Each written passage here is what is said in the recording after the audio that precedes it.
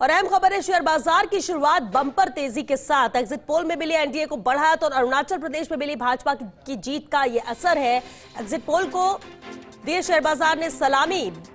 BSE सूचकांक 2000 अंक और निफ्टी 700 अंक से ऊपर खुला है। कमोवेश सभी प्रमुख कंपनियों के शेयर्स में अच्छी तेजी दिखी। सभी प्रमुख सेक्टर के शेयरों में बम्पर तेजी दिख रही है और आज फिर रिकॉर्ड स्तर को छू सकते हैं भारतीय शेयर बाजार। इस समय बीएसई सूचकांक 2022.06 अंकों की तेजी के साथ 75,983.37 अंक पर है। निफ्टी सूचकांक 609.70 अंकों की तेजी के साथ 23,144.40 अंक पर है। अर्थव्यवस्था में और सुधार की संभावनाओं के कारण बाजार में रह सकती है तेजी।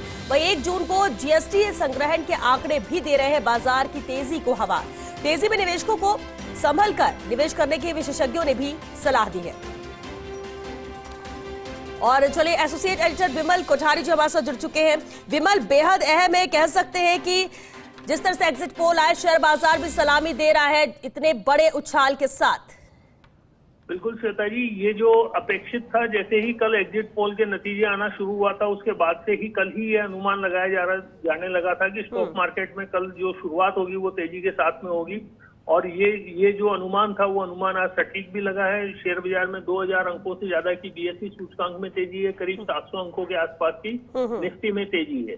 अब ये माना जा रहा है कि ये तेजी कितनी बरकरार रहती है और इस तेजी का आगे क्या रहता है। जैसा कि शेयर बाजार के जो विशेषज्ञ हैं, जो लोग कारोबार करते हैं, उन लोगों का ये कहना है कि जो स्टॉक मार्केट में जो ट्रेडिंग होती है हमेशा बाजार के विपरीत धारा में बहने वाले लोगों को ही ज्यादा फायदा होता है। अर्थात यदि कोई आदमी ये सोच के चले कि आज अगर वो कोई मिस कर गया शेयर बाजार में किसी शेयर्स को और वो ताबड़तोड़ अगर उसकी खरीदारी करना शुरू भी कर दे, तो हो सकता है उसके लिए जोखिम भरा ये कदम होगा, क्योंकि बाजार कभी भी एक दिशा में नहीं चलता, स्थिर नहीं रहता। बाजार में उतार चढ़ाव एक सामान्य सी बात है।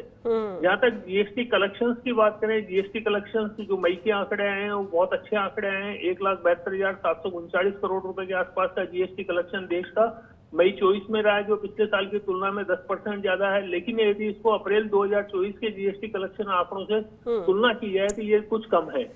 और यदि मई मतलब फाइनेंशियल ईयर के जीएसटी कलेक्शंस की बात करें तो ये 3,89,00,000 करोड़ रुपए के आसपास का कलेक्शन रहा है, जिसे शुरुआती फाइनेंशियल ईयर में अच्छा माना जा सकता है। जहां तक एग्जिट पोल के बाद में कल की जो बात करें शेयर बाजार में, जैसे आज जो तेजी आई है, ये तेजी उम्मीद ये की जा रही है कि आज ये पूरे दिन बनी रहेगी।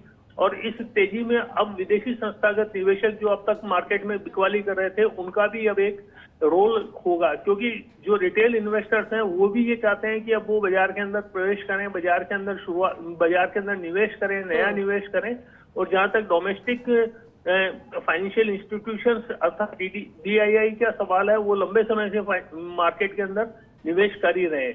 कुल मिला के ये कहा जा सकता है कि स्टॉक मार्केट की ये तेजी है, इस तेजी को स्थायी माना जा सकता है। लेकिन स्टॉक मार्केट के लिए सबसे अहम ट्रिगर जो होगा वो आने वाला बजट होगा। बजट के अंदर क्या घोषणाएं होती है और सरकार की क्या रीति और नीति डिसाइड होती है, उसके ऊपर शेयर बाजार का आगे का फ्यूचर डिसाइड होगा। जी बताइए। बिल्कुल, लेकिन विमल जी, हर आम और खास शेयर मार्केट में अपनी मौजूदगी दर्ज करा चुका है आज के वक्त में। ऐसे में जब मार्केट में इतना उछाल है, एक्सपर्ट्स क्या कहते हैं इन्वेस्टमेंट को लेकर? इन्वेस्टर्स के लिए कोई मैसेज या कोई सजेशन?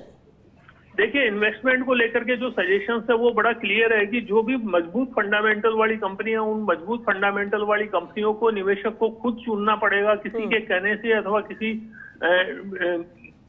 ट्विटर पे या किसी दूसरे माध्यम से, सोशल मीडिया के माध्यम से यदि कोई टिप आती है तो उस टिप के ऊपर निवेशक को कभी निर्णय नहीं करना चाहिए। इसका कारण ये है कि टिप देने वाले का कुछ नहीं जाता, जो लोग पैसा लगाते हैं उनका पैसा जोखिम में फंसता है। बिल्कुल। हम खुद शेयर बाजार के ऊपर लिखते हैं, फर्स्ट इंडिया न्यूज काफी लंबे समय से स्टॉक मार्केट के ऊपर कवरेज दे रहा है। आज के अखबार में भी जो हमारा आर्टिकल छपा, उस आर्टिकल में भी इसी बात का इंडिकेशन दिया गया था कि स्टॉक मार्केट में आने वाले समय में तेजी रहेगी। चाहे सरकार किसी भी दल की बने, कोई भी फाइनेंस मिनिस्टर बने, कॉमर्स मिनिस्टर बने, फॉरेन मिनिस्टर बने, लेकिन देश की जो अर्थव्यवस्था है उस अर्थव्यवस्था में लगातार तेजी के संकेत मिल रहे हैं, जिसके आंकड़े जीएसटी कलेक्शंस के फिगर्स दे रहे हैं। जीएसटी कलेक्शंस के फिगर्स पे मैं इसलिए जोर दे रहा हूँ कि ये प्रोडक्टिविटी और प्रोडक्शन को लेकर के इंडिकेशन देते हैं कि हमारा प्रोडक्शन और प्रोडक्टिविटी दोनों किस दिशा में चल रही है। क्योंकि ये पॉजिटिव है, इसमें लगातार ग्रोथ आ रही है। इसका मतलब यही है कि जो देश की अर्थव्यवस्था, उस अर्थव्यवस्था में सुधार का रुख कंटिन्यू है। जी चलिए, बहुत शुक्रिया विमल जी आपका इस पूरी जानकारी के लिए।